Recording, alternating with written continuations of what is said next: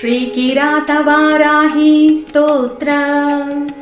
अस्य श्रीकिरातवाराही स्तोत्र महामन्त्रस्य दूर्वासो भगवान् ऋषिः अनुष्टुप् छन्दः। श्रीकिरातवाराही मुद्रारूपिणी देवता। हुं बीजं रं शक्तिः क्लीं कीलकं मम सर्वशत्रुक्षयार्थं। श्रीकिरातवाराही स्तोत्र जपे विनियोगः।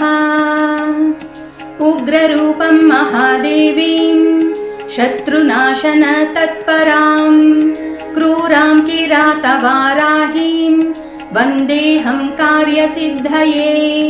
स्वापहीनां मदालस्याम प्रमत्तामतामसीं दंष्ट्राकराळवदनां